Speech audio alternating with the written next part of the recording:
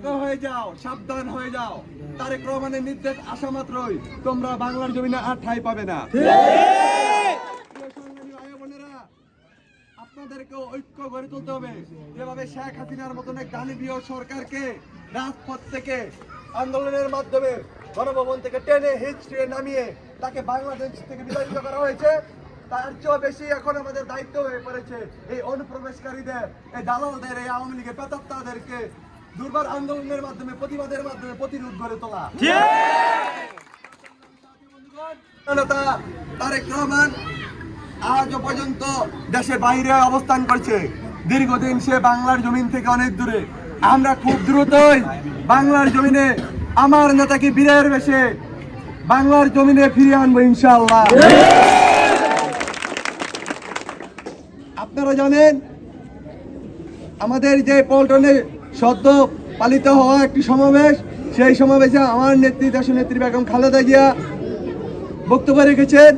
তিনি অসুস্থ, তার এই অসুস্থতার জন্য আমরা আল্লাহ তাআলার কাছে তার রোগ মুক্তি কামনা করি। এবং তার যে বক্তব্য ছিল, আপনাদেরকে কিন্তু ধন্যবাদ জানিয়েছেন। আপনারা যে আন্দোলন সংগ্রামের মাধ্যমে এই ফ্যাসিবাদী হাসিনাকে বিতাড়িত করেছেন, তার জন্য বাংলাদেশ জাতীয়তাবাদী স্বেচ্ছাসেবক দল এবং বাংলাদেশ জাতীয়তাবাদী দল সহ সহযোগী অঙ্গ সংগঠন সকল প্রকার ঐক্য শরিক দলকে ধন্যবাদ জানিয়েছেন এবং আগামী দিনে সক্রিয় থাকার জন্য ঐক্যের ডাক দিয়েছেন। সুতরাং আমরা ঐক্যবদ্ধ থাকবো। যেহেতু আমরা ছোট পরিসরে এখানে বসেছি, রুহুল আমিন ভাই যেখানে আছেন এই মুসলিম নগরের মধ্যে, তাকে তার হাতকে শক্তিশালী করার জন্য আপনারা ঐক্যবদ্ধ হয়ে কাজ করবেন এবং আমরা আপনাদের সকল সমস্যা সমাধানের জন্য সর্বাত্মক লড়াই করব এবং কাজ করে যাব ইনশাআল্লাহ। হতাশার কিছু নেই, সামনে সূর্য আর স্পষ্ট হবে। আপনাদের আন্দোলন বিফলে যাবে না, আপনাদের রক্ত বিফলে যাবে না। আপনারাও ভালো থাকবেন, আপনারা ভালো থাকলে আমরা ভালো থাকবো, আর আমরা সকলেই ভালো থাকলে আমাদের বাংলাদেশ ভালো থাকবে।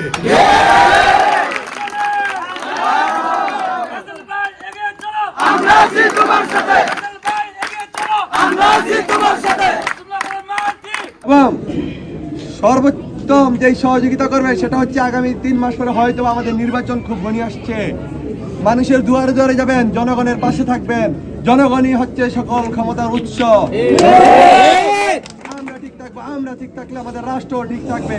সুতরাং মানুষকে জুলুম করে নেয় স্নেহ, শ্রদ্ধা এবং ভালোবাসা দিয়ে প্রত্যেকের মন জয় করে নিয়ে আগামীতে যেন ধানের শীষের প্রতীকে আমাদের দেশনেত্রী বেগম খালেদা জিয়া এবং তারেক রহমানের হাতকে বিপুল ভোটে বিজয়ী লাভ করে আমরা জয়ী করতে পারি, সে আশা।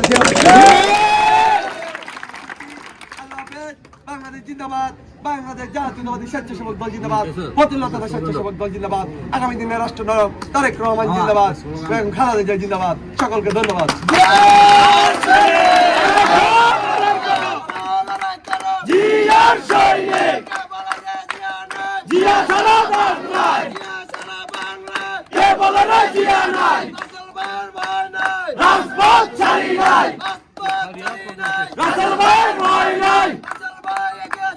আমরা আছি তোমার সাথে।